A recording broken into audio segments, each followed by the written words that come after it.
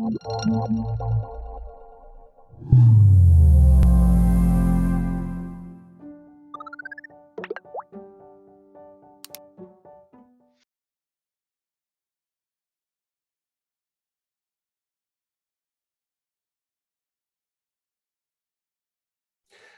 to kick it off, the first question we're going to start with is sort of a discussion around funding options available for growing companies. So to the panelists, from your perspectives, how should companies evaluate their funding options? And what do you think are some of the key considerations they need to take into account? And again, we've got a great diverse panel, but maybe Annika, if you don't mind kicking off your thoughts on that question. Yeah, happy to. And first of all, thanks, Rob, and thanks to the BC Tech folks for having us. I'm looking forward to this conversation, and it's nice to see some familiar faces and names in the audience. So good to see you all as well. In starting off, just kind of thinking about, broadly speaking, how to think about funding for your company. I think there's kind of two major angles that I would take. And the first is, what type of business are you, right? Obviously, funding will look very different for a software business versus a hardware business versus a business that is non-tech altogether. Given that we're, the BC Tech Association, we're mostly focused on technology companies too, being here. But I think, being aware about kind of what kind of business you are and what that means in terms of funding options available to you is the first step. I think to me, the second step is really, what are your ambitions for the business? And thinking about it first from a long-term perspective, do you want to be a venture-backed business that becomes the next Amazon, or are you happy being a little bit of a smaller business that maybe wins within a specific market? So thinking about your long-term ambitions, and then secondly, your short-term ambitions, which will determine your immediate need for capital. And from there, you can look at, of course, debt, equity, and think about what option might make most sense for your business. But I always go back to think about it from first principles of what makes sense for you, rather than, especially what we're seeing in this type of market, lots of companies saying, hey, I see all of these other companies taking VC money, that's what I'm going to do. I think that can end poorly in terms of misalignment of expectations for some companies. So I'll pause there and let one of the other panelists respond. Excellent, thanks. Cam, you're in a unique position because you've been on sort of both sides of the table here. Do you want to maybe take a stab at that next? Yeah, sure. Thanks, Rob, and hi, everyone. Yeah, I mean, I first of all, I'd say, I don't think there's ever been a better time to fund a company. I remember my first startup, it was an endless slog of travel and trying to get meetings and being embarrassed in meetings, and then some success.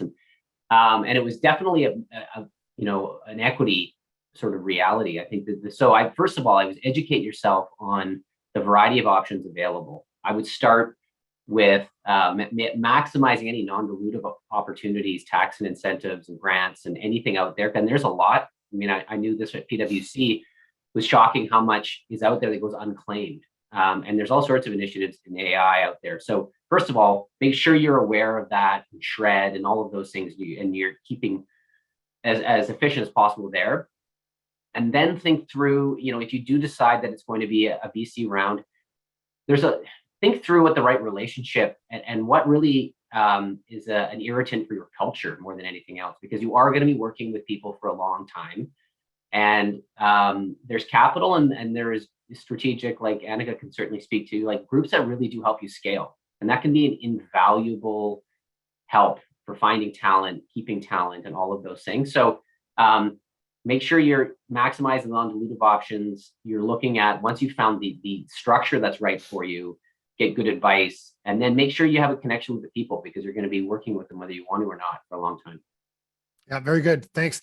On the non-dilutive options, I know a number of you were able to attend the AIC Council in December when we had Andrew Wu from IRAP on it. He outlined a lot of the non-dilutive ones. If for some reason you weren't able to attend or didn't get that presentation, reach out to us at BC Tech and we'll fire it over to you, because it's a great summary of all of that. So, and then Bruce, what are your thoughts on this? Great. Thank you, Rob and BC Tech for having me. Great to see a lot of familiar faces here. I probably present a little bit of unique angle here today at the panel, thanks to Annika and Cameron from the capitals investment side of it. I look at things through the lens of an operator. As a serial entrepreneur and driving startups and growth companies in tech over the years, there are a lot of things that you look at when it comes to funding, but I think that the utmost important first top priority is actually being crystal clear on your strategy, on what is your end state event horizon that you'd be looking at. So, to Annika's earlier point is that if you are taking on different ventures or capitals and different varieties of types of funding options, how does that align to your future event horizon? It could be very different if you're looking at it from an operator's perspective. Hey, I want to really drive a new product to market, and this funding is very specifically designed to get me there, and driving bringing the talent, the product development, the go-to-market trend penetration, and then the execution component of that. Or if there's the funding that I'm looking for really is kind of helping me getting things off the ground, right? So the strategy and the type of money that's available in the market, there's so much of it right now. We're really kind of flooded. In a way, it's a blessing and a curse. With all kinds of funding options nowadays, choosing the right type of funding is the second point. Once you have a clarity around what is the purpose, what is the strategy and objective that you are trying to achieve, working backwards from there, then it becomes an equation of trade-off of your readiness, your equation of dilution, and how does that trade off with your strategic objective achievable. So. And also, I think the final piece here is that the type of funding, as Cameron was alluding to, are we leaving options that are, non-dilutable funding on the table here? And if we go, with VC funding, there's different types of money, so to speak, that's associated, expectation that's associated as well.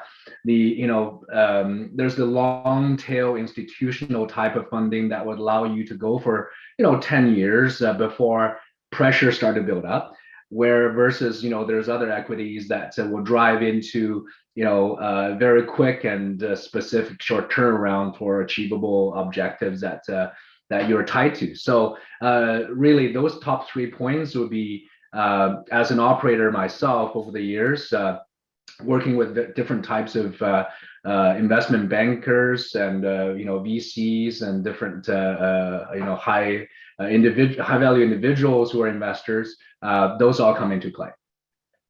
Excellent, thanks. It's a very complicated landscape for sure, and certainly, the HyperScale AI cohort here represents again a diverse set of companies. Everything from like early stage startup through to growth stage, which we would sort of define as sort of under $50 million. For the panel again, what do you think the right time to fundraise is, and what makes a company attractive to investors? And maybe Bruce will put you back on spot again as the operator, because I think you're probably on a good flow here. Yeah, sounds good. Thank you. So I think on that same flow there, back to being crystal clear. Number one, on what is this fund intended to achieve that matches to your strategic goal. And this clarity is not just from the investor's perspective, but more importantly, rather from what you're trying to achieve as a company strategically. So, you hear a lot of companies, out there, the announcement goes out, ABC company just raised a Series A or Series B for X million. But I think behind that victory lap and the high five, what is the purpose of this round of funding that's trying to get you there? And then peeling the onion from there. So are you ready, right? So once you're clear about the clarity of the objective, now are we ready? So there's a runway. Generally, you're looking at the 2 years of the share lockdown, the structures and what have you that you need to be ready for. And oftentimes, I believe for this group here, the under 50, the startup to growth stage definition of companies, there's a lot of things that are still fluid, right? So you're still oftentimes, maybe not up for everyone, you're still looking for maybe 1 or 2 more key rock stars to join the team. Then you're reserving certain share capital for attracting that right talent into the team. Are we ready for that lockdown? And maybe there's ESOPs that you're putting out there in place right now, and how does that play into your timeline and readiness for it? I think the second piece here is also trajectory, your movement, your momentum. But if first of all, going for funding, the type of funding is the strategy that we're going to go after. You want to, drive up that, 1 year, 2 year, showing a good number, right? For instance, at Launchpad, we are operating at about past 2 year track record about 704% growth over 2 year span. If we hit our this current year target fiscally, we should be looking at just over 2,000% growth over the past 4 years. So that's the kind of runway now is almost kind of driving my executive team to say, is this something we want to evaluate, right? But we say, okay, strategically we don't need that. So that trajectory is also important. So I'll stop there, pass it over to the rest of the panel and listen. Awesome. So maybe for the other end of the spectrum, Annika, how about what are your thoughts sort of from the venture side? Yeah, I'll share kind of the venture investor perspective and, thinking about with this group here, kind of targeting it at companies doing say 1 to 50 million in annual revenue. I think for me, there's two things. The first is momentum, which Bruce already spoke to, and the second is vision. And I'll talk a little bit about both and what I look for specifically. On the momentum side, as Bruce said, there's nothing like seeing a company that's growing, 100, 200% year over year and seeing that they've really hit on something and that, this is going to be big, because ultimately as venture investors, we're trying to swing for a home run with every investment we make. And if we have any proof in the pudding in terms of the numbers that you are on a trajectory to becoming a really big, successful company, the numbers are the best thing that we can see, in an ideal world. Obviously, not all companies are growing at 100% year over year, and it's hard to achieve that. And so in absence of that, anything else you can show on momentum and get creative here. It could be a wait list you've got, that shows that there's demand for your product. It could be around pilots that you're engaged in with exciting big companies that have the potential to convert. Anything you can do to get the investor excited about what you've been accomplishing lately and kind of giving us a hint that you are on the path to growing really big and that now's the time for us to invest. So I think that's kind of how I would look at the momentum piece. The second is around vision. And again, I hate to stereotype with Canadian companies, but very often, because I invest on both sides of the border, I tend to see with Canadian companies, they want to tell me a lot about what they're doing right now and what their business model is and what it looks like. As a venture investor, again, shooting for that home run every time, I want to see what you could be in 10 years. That's what I want you to paint the picture in my head and plant the seeds of what this thing looks like when it becomes what you want it to become. How is there a data advantage? What are you doing that's proprietary? And how does this become really big over time?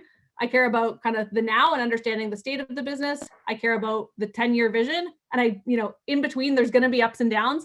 But I want to kind of understand that vision much more clearly than kind of just the tactics on the business model, which is obviously important as well. But I think I have found that Canadian companies tend to under index on the vision. So think Jeff Bezos, Amazon, when he was pitching in the early 90s, saying he was going to be this huge internet company and kind of dominate retail like he does today. At that time, he was just selling books and that was it. But he was able to paint that vision and ultimately build that big company. And that's the type of thinking that I like to see to get excited. Awesome, thanks. So it's interesting, Vantage has done a great job of bringing that to BC, that sort of big thinking nature. And again, to your earlier point of momentum, that whole traction trumps all concept. When you go to raise and you've got traction, that's one of the best things you can ever have. Cam, what are your thoughts? Well, I'm going to speak to it kind of like Bruce, my experience as an operator. I've never found there's a perfect time. Feels like a full-time job. And it's either getting ready to raise, being in the middle of a raise, or use of proceeds. And they all feel connected back to it's either delivering on a raise you just did or getting ready for one. So that was the feeling I had. It was always this omnipresent force that you're sort of thinking about, even if you're not talking about it yet. Obviously, I agree with Annika. When there is momentum in your space, I think one of the hardest challenges I found as an operator was to stay up to date on what's happening around your company, in your space and in your sector. It's so easy to go into the silo and just focus on your product and your team and what you're trying to execute on because it's all consuming, and miss those moments where the market is ready for your deal and when that momentum comes, because it's not always obvious in your own business. So trying to keep yourself apprised of the competitive intelligence and the market intel in your space, I think is something you need to force yourself to do. Because I find now that I'm on the other side and I'm looking at at a lot of deal flow, there's real clusters of activity. You're going to see a lot of drone deals, and you're going to see a lot of digital health deals, and then crypto deals. Like, and if you're not really paying attention to that, or it's not your job to pay attention to that, you can actually miss that moment. So staying up to date on that, I found is critical for your timing. Awesome. Well, kind of, continuing on that theme and now kind of maybe diving in a little bit closer to home for this group, the companies here today are doing things in AI. And of course, AI, Cam, to your point, is one of those cluster trends that is so important. And Canada remains a world leader in that area. For the group, is there anything notable that investors are now looking for when evaluating AI companies, specifically, or things they're concerned about?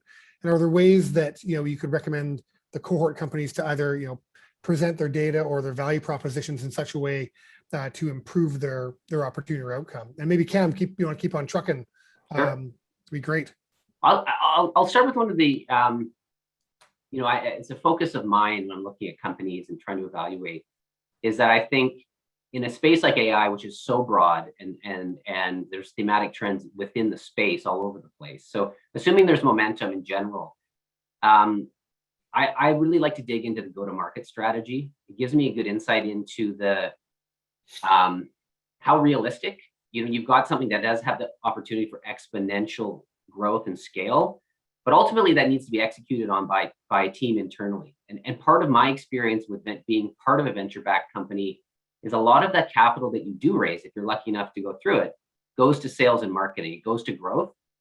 And you can end up with a pretty misshapen organization that is really focused on growth, but the people in the middle that have been keeping this thing going or alive from day one are really overwhelmed. And it's hard to scale finance and ops and customer success and all these other things, which can get viewed as overhead. And it's easy not to fund things like partner programs. And that's something that I've sold 2 companies to partners because you're executing with them.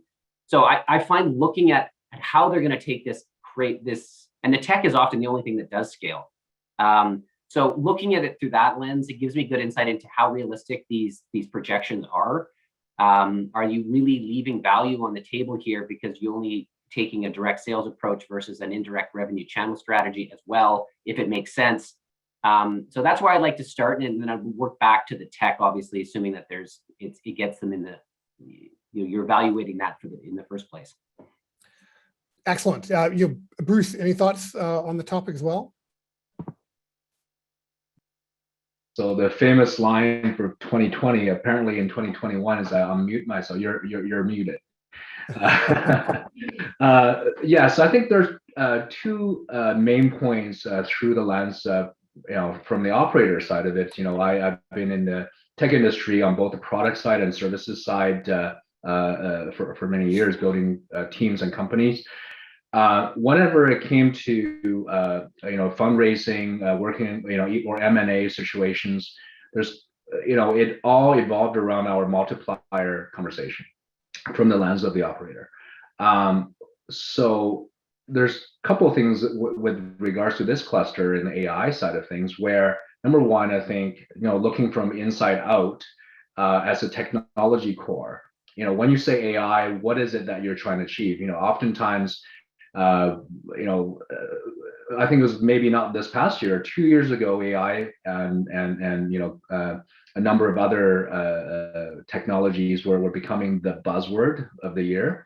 So a lot of companies try to put it into the fit into the AI cluster themselves. And so, is it an algorithm at your core of your technology? Is it a NLP? Is it machine learning? Is it big data? Is it analytics and automation, right? Or are you providing a tool for enabling those, or are you providing a service? So a strong definition about who you are, where you sit in that cluster before going to fundraising as an AI company will be very helpful for everyone. And secondly, is your revenue model. I think oftentimes based on the type of product or services or value that you're providing. To Cameron's point earlier on, what is your execution and go-to-market model? Is it through channel partners? Is it through direct sale? What is the motion of your forward motion on selling? but then it should, either one of these should be really tying back to your multiplier factor. So if you're a services company, how do you maximize the way that you deliver the service on AI in technology for a higher multiplier, right? You're looking at times, X versus a times X plus. Whereas if it's a product company, are we utilizing a SaaS subscription model, recurring revenue? How much of that IP can you actually hold on to or justify? So I think from those two key points, and then all driving into the same thing as the multiplier from AIs, anybody who is an AI really should be really clear about. And then back to question 1 and 2 earlier on, is then building that runway towards that and show the momentum to get there, so that instead of times 1.2, maybe you can get a times 10. So back to you, Rob. Perfect. And then, and Annika, as the pure venture person here, do you have the playbook for everyone? Well, what I will say is, I've obviously been looking at the AI space for a very long time, and honestly, as kind of Bruce and Cameron suggested, like AI is very trendy, and it seemed like in the last 5 years, any company with .ai at the end of their domain name is able to raise around and get investors' attention. And to me, the biggest thing for AI companies goes back to, are you solving a customer problem that is real today? I would much rather have a company that's not telling me they're using AI and they're solving a real customer problem, and then maybe I find out under the hood there's some machine learning in there. That's great. But to me, I think really what I've seen in the space with a number of companies I've spoken with is just not having total clarity on the customer problem and kind of leading technology first, which I think can be quite dangerous. So to me, that's kind of the first piece I'll say. The second piece is knowing kind of what type of AI company you are. I actually say I invest in analytics and data infrastructure, when in reality, I do invest in a lot of companies using AI, but I just find the term these days has gotten kind of so muddy that I prefer to just say analytics and data infrastructure. But when I think about types of companies in that space, of which AI is effectively productionized advanced analytics at scale, there's kind of two streams. The first is what I call applied analytics or applied AI, which is companies that are building up a unique data advantage within a specific vertical and applying algorithms on top of that to generate new business. The other is what I would call analytics or AI infrastructure, which are companies that are helping other companies use their data and apply analytics or AI in a better, smarter, faster way. So I think being clear on kind of what you are and how you articulate that and your value proposition, both to customers and to investors, given that AI is used as such a blanket term, I think being really clear about what you're doing, who you're doing it for, and the customer problem you're solving are what differentiate strong companies that I see in the space. Excellent, thanks. And that echoes a lot of what we see trend-wise nationally. In BC, there tends to be this trend towards all of us applying AI and actually, whether it's under the hood or whether it's out front. And if, for those of you that were on the Rob May chat a few months ago as well, he talked about that concept of AI theater. In certain circumstances, if you've got AI under the hood, you want to actually show it in some visual way. Otherwise, you want to put it behind, and that may be the best thing for that investor type. So certainly, as the panel has said, there's a lot of ranges here in all these things. So great, thanks. So speaking, on the BC topic in particular, what do you guys think the market looks like in BC right now? We've seen some heretofore unrecognizable exits and big valuations in BC come out as recently as the last couple of weeks, which is very interesting and compelling. Is this good news for the whole ecosystem? And maybe Annika, do you want to start? Yeah, definitely. I think overall it is very good news for the ecosystem. I grew up here in Vancouver, and then I moved away for 10 years and lived in Toronto and in New York. And then coming back about 2.5 years ago now to Vancouver, I'll be honest, it felt, relatively speaking, like a little bit of a technology desert for a bit, at least in comparison to my experiences out east. And I think looking back now over that time, over that 2.5 years even, the amount of progress we've seen and just interest and influence in the sector in BC is tremendous. And, fundraisers like, the raise that Clio just did with the Thinkific IPO, we're seeing that big companies can and have be built here in BC and in Vancouver. And I think that's great to see. I also think it's great for the future of the ecosystem when you think about people who've kind of been there, done that, having gone through one of these experiences with a big company, and then coming back into the ecosystem with capital and starting companies or investing in companies, and also being potential talent that folks like you who are building businesses here can hire, that have now proven that they've been there and done that. So overall, I think it's great. I think it's still relatively early days for BC, but I'm very encouraged by what I'm seeing. Cool, thanks. Cam, again, the both sides of the table guy, what do you think? Yeah, I mean, it's undoubtedly a very good time. I mean, I think despite what we've all been through, it's been a good year. It's been a good year for tech enablement, transformation, went from innovation to mission critical and all of those things. And I think if you look at BC, the BC landscape, it's always been a really diverse tech ecosystem. Even though there's little clusterings of companies, there's always been a wide range of different types of tech. Having some anchors like a Clio, for example, and arrays like that, not only does it teach people how to scale globally and they'll spin out and do their own things, they also build marketplaces. So the marketplaces in around these companies become really powerful. And that builds a lot of sophistication on how to build how to scale companies globally, whether through marketplaces or vertical integration or et cetera. So I think it's undoubtedly great. There's more ways to raise money. And that attracts talent here who can come and stay as well. So yeah, I'm feeling as optimistic as I ever have. And I think this good news will continue. Excellent. Bruce, certainly you've been on a lot of M&A paths as well, and seen a lot of very interesting things. What's your perspective on sort of what's happened lately? Right, and I think one word to really describe it is flooding. There's so much of the funding that's available recently is just in the past 5 months that we had about 4 very serious door knocks on our door at Launchpad here alone. So there's no lack of funding out there.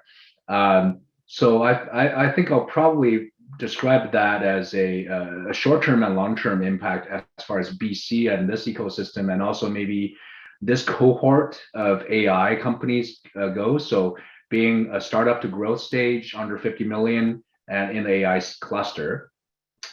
So it's a bit of a double-edged sword. So short-term, so long-term, I think is fantastic because, echoing what Annika and Cameron said there, it brings that maturity to our ecosystem. For those who have gone through that, it has proven it. It really kind of sets that new marker for what companies are able to achieve within BC, grown in BC, grow up in BC, looking at the world, and also bring that talent and resources that have gone through it, and becomes an attraction not for only for capital but also talent, because Annika, as you say, it's a tech desert back here a bit. Most of our customers over the years, one of the things I think for BC is that if you're a BC company and you do some great work here in BC or in Canada, all right, it's good. But if you haven't gone out there and done, the global piece there, and then you come back, you don't really get that stamp of approval, So that's always being a bit of that sense for Vancouver tech companies. So I think just now having a lot of these major rounds and funding rounds that allows us to as tech companies to really look at this and be more confident about, hey, you know what? We can do it, and we're a region that can do it. So in the long term, I think it's great. Short term, however, I think it's a bit of a double-edged sword. I probably will get some echoes here in the audience for being in the this sector and the size of the company and growing. Talent competition is a huge one. So by that I mean not only developers, right? Not only the technical people, but as we're scaling, especially if you're looking at through from the VC and funding lens, you get to the next stage of the growth. You jumped over the 10 million mark. You're scaling to 40, and then from 40 you're scaling to the 80. But there's a different set of processes and also people and leaders that you need to grow in the organization. And either grow within or bring in, and as you're scaling. So that middle layer and the leadership and those type of roles and talent that's needed to fuel that growth and sustain growth to get there is becoming more and more fierce. So I think in the short term, with these major rounds and a lot of the funding, that just generates a sucking noise for companies. That's sucking up. That's a very, very, very scarce talent pool at those levels already. Unless we're able to bring in and import more of those talents and attract them into our ecosystem. So perhaps because of the COVID landscape, that allows companies to be able to expand and get talents outside of our pool. Maybe that is a blessing too. So yeah, I think long term fantastic. Short term, we need to really work out the kinks to support. From BC Tech's perspective, our government and all the ecosystem to support the companies that are trying to scale and bring those talents in to inject it. Very good. And it's interesting because on, from the BC Tech perspective, some programs even go that I've worked on with the team, we're even educating like Vancouver School Board teachers from K to 12 about the need to get their students into STEM and into, into thinking about tech careers, because there is such a big gap. The other interesting thing is over the last, 20 plus years I've been doing this, the complete lack of been there, done that sales and marketing people has been a huge problem. Yeah. And we're starting to see that. We're seeing Clio and others, pull people in, and then, they're spinning out and becoming available, and they're actually able to share their experiences on how to actually, scale a company, which sort of takes us to sort of maybe our last formal question. We've got some good things popping up here. Do you guys have any tips, for companies that are looking to navigate their growth cycles and actually learn to scale their business to these big levels? And maybe Cam, we can start with you. Well, actually, I was just one thing I thought we could comment on briefly, and it touches on some of the previous questions before we get into this, was I'm really curious to see how the IPO frenzy is going to impact our ecosystem. And I think one thing that's always, I'm sure we've all experienced on this call, is a lack of liquidity. We're locked into private companies forever. And I'm curious to see how the ecosystem responds if the IPO trend carries on, if it's a viable liquidity option. Canada has a reputation for being good at venture IPOs, or at least facilitating them. That's a whole new operational reality, I'd say, for a lot of operators. There's going to be some carnage on the side of the road. There's also going to be some real success stories. But I think one thing that I felt, certainly as a private company person along my career, is a lack of liquidity has created, there's a great startup ecosystem, but a lack of funding. So now that funding gap appears there's more optionality, at least, I'm hopeful it builds some real ambition, that you're not just worried about paying your mortgage, but you want to build something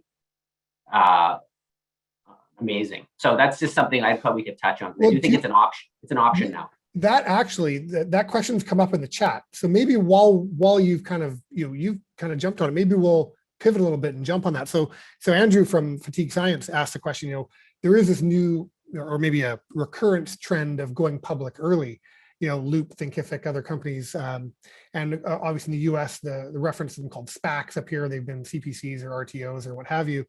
In the early 2000s, this was very, very common. Then there was this, the .com bust happened. I think the number was something like in the US, there was 8,000 public companies, went down to like 4,000. And now there's, this resurgence, whether it's through SPACs or direct listings or IPOs. For the other panelists, what do you guys think? And maybe Annika, I'll ask you. Unscripted, I'll throw this one at you. Yeah, I have a lot of thoughts on this. It's interesting. Yeah, I think over the last few years, we've started to see a trend of kind of the blurring of the public and the private markets in a few ways. Obviously, one of those recent ways is through this new SPAC trend that's really, come to fruition in the last 8 months or so, and companies IPOing more soon.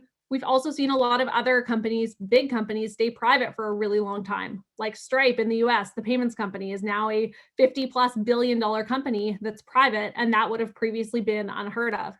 I think overall, kind of the blurring of these lines between public and private markets is, at least recently, really driven by a desire of public market investors to get in on the private market action. If you look at the returns of private versus public markets over the 2010s, although the public markets had phenomenal returns, the private markets absolutely dwarfed them. And with all the accredited investor laws, both in Canada and the US, and how all of that works, that private markets just haven't been accessible to a lot of folks that would have enjoyed and benefited from investing in them. And so I think that's kind of, we're seeing a response to that. To me, for entrepreneurs, I think all in all, this is great. It means you have more optionality. There's just, you can now consider, perhaps going public a little bit more early than you might have otherwise. You can also stay private longer. There's just more options to entrepreneurs because there's so much capital out there and so much desire to invest in these types of companies. So I think overall, the fact that this blurring is happening is good. I do worry there will be a lot of carnage and we will be in for a market reset in the next 5-10 years. So I don't doubt that it is without its risks, but I think overall kind of, options for entrepreneurs and the blurring of these markets is overall a positive thing. Cool. Bruce, any thoughts? Yeah, I mean myself. Yes, absolutely. I think echoing what Annika just said there, having a bit more option there with this blurring of the two markets, it's fantastic for entrepreneurs, for younger companies. I think traditionally most of the companies at the earlier stage, you don't think outside of private equity and private funding. And that really kind of drive. Another thing I want to touch on is what Cameron said. There's ambition. I think for BC companies and all the folks that are here, having that fuel that is ready to kind of get injected and more availability and blurring of the public and the private equity, it should really just fuel our ambition. Think bigger and really not just looking at our current markets and or our smaller segment. Think bigger because there's resources there and there's benchmark that's have done it. So I think that blurring and the aspects being available, it really should just fuel all of our emotions and passions and just drive it.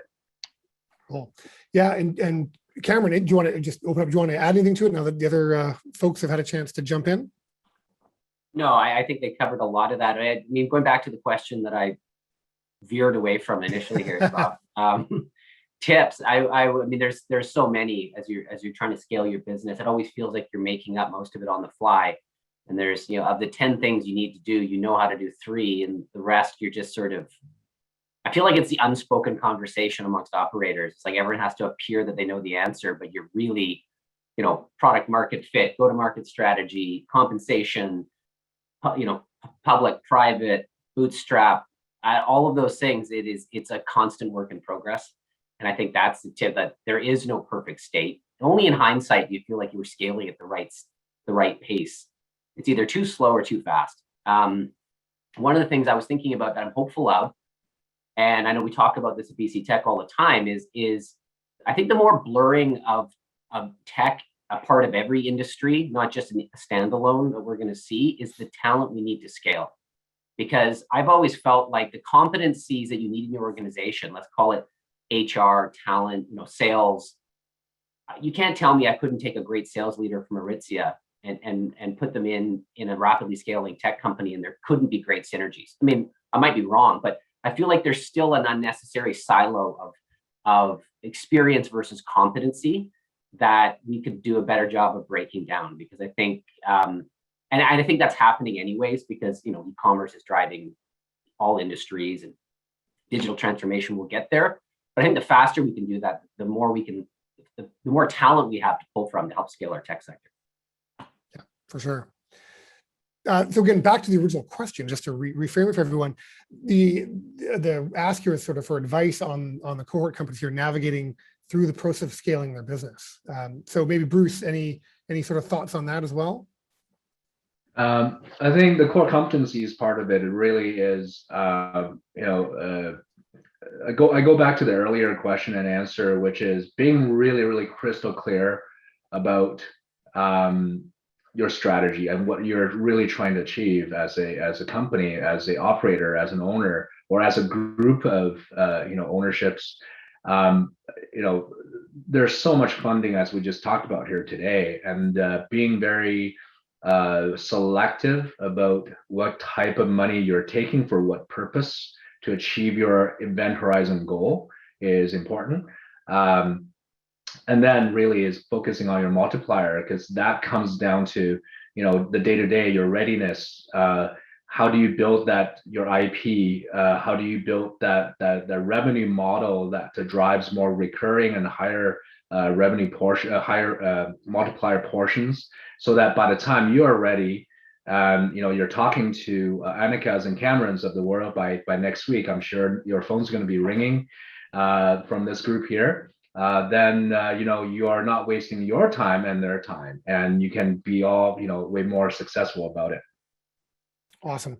And Annika, any what are your thoughts on sort of from the venture perspective again for these companies looking to scale? Yeah, I'll go back to kind of two things I said earlier, and I'll also answer. Dan's got a good question here, which kind of ties into my answer.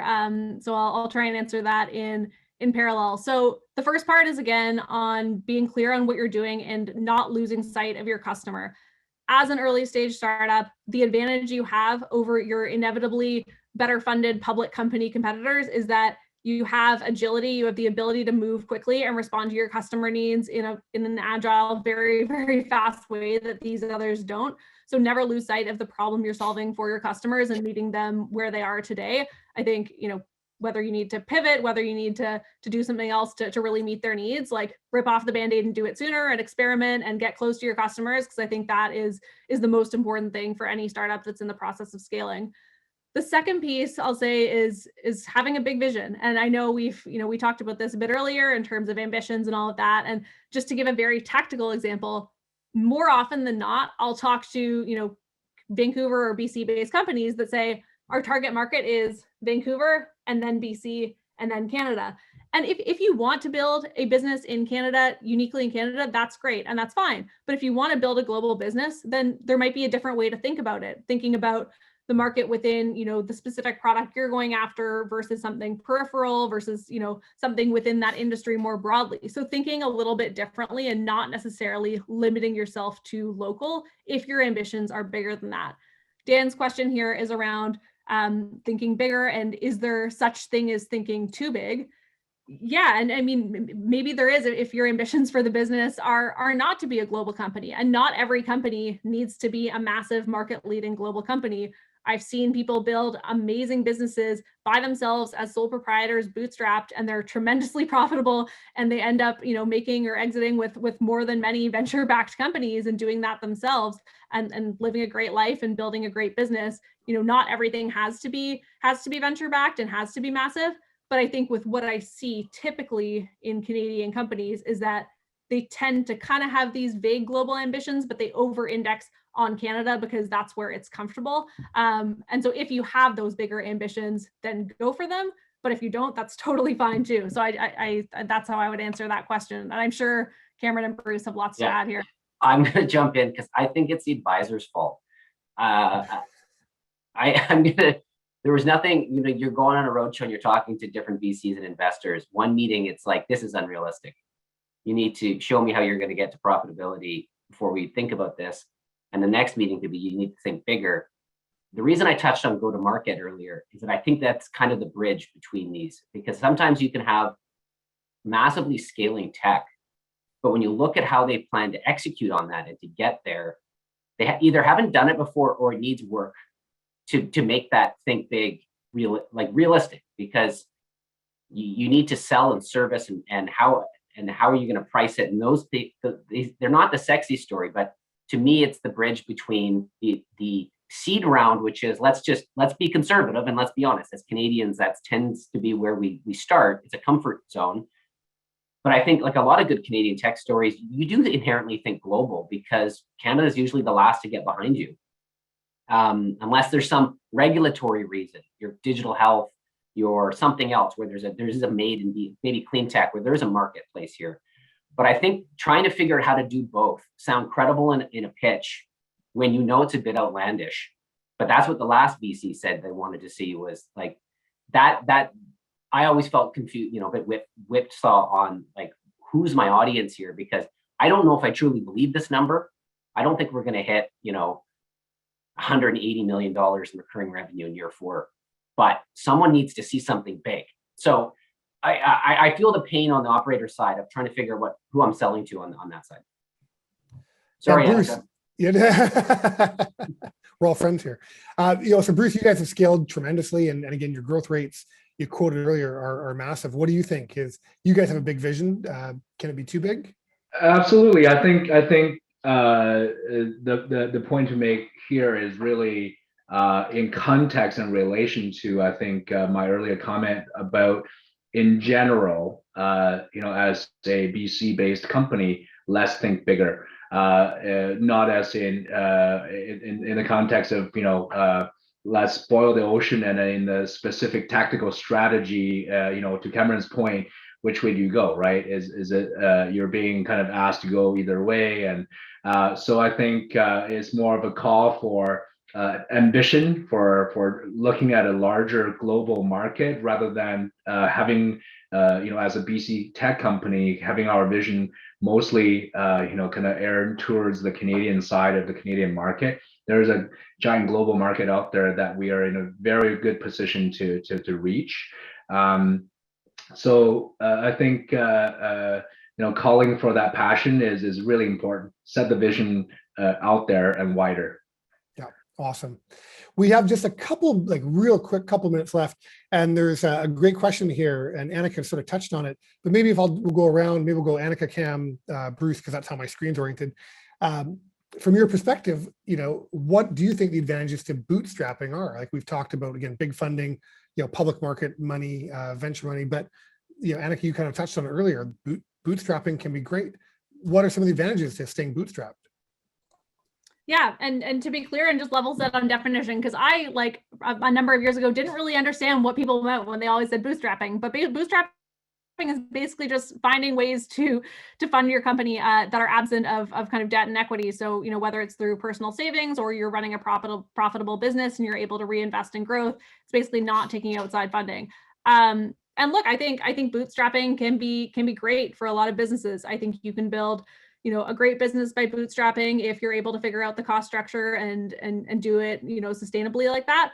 But I think realistically, if for a lot of technology companies, bootstrapping just isn't doable because of the costs associated. So I think, again, it all goes back to, what are your ambitions for the business? What type of business are you building? And what are your capital needs? Those are always the questions I would ask myself. And if those three lend themselves well to bootstrapping and you're able to do it, then by all means, don't go out and raise a massive VC round, build it yourself, own 100% of it, and then you can have a great outcome that way. Yeah, I had the opportunity to work for Global Relay, 10 years ago in Vancouver.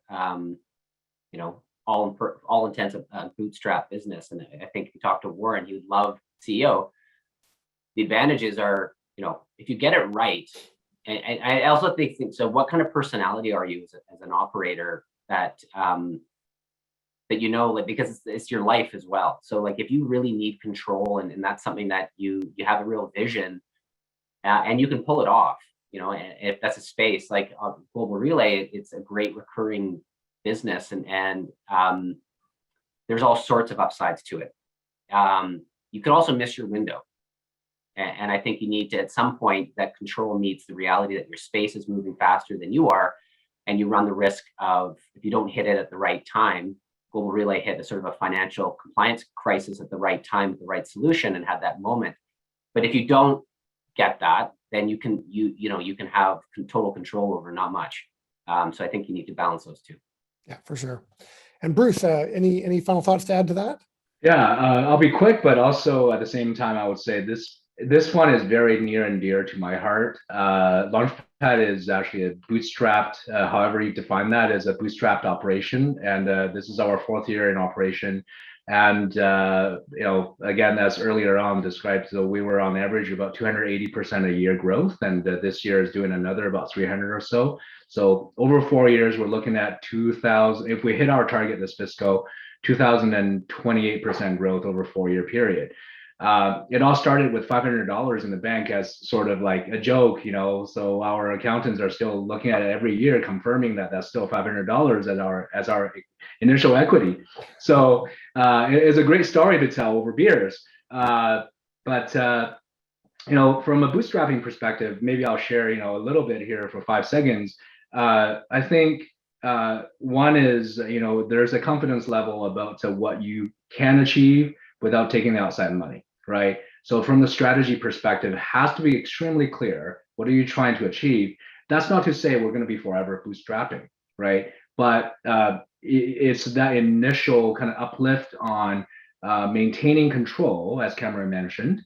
And also, I think more importantly, the reason for us to go that way was control probably is the wrong way to describe it, is maintaining a level of soft determinants, so that, for instance, we wanted to drive a very people-first culture, right? That will eat into the margin. So if we have a VC or equity that's in there, that's going to drive our mentality completely differently, right? So in fact, that people first culture that has in turn kind of fuel that growth, because we're able to attract the resources, the talents that we need, in turn pass on to our customers. That type of initial, getting off the ground was very important to us. Therefore, we chose the organic growth. Bootstrapping is, one way to say it, but I think organic growth and reinvestment of our profit is a better way of looking at it. But it's not for everybody, and it's not forever, right? So again, it's operating within the realm of your confidence level about, what you can build without initial seed funding, and achieving that, and then also mapping that, knowing when to pivot to utilize the funding that's available, like Annika and Cameron can offer at the right moment, and switching and pivoting and not missing that window for your valuation. Excellent. What a great way to end. So on my behalf, Annika, Cam, Bruce, thank you so much for your time and your considered thoughts here.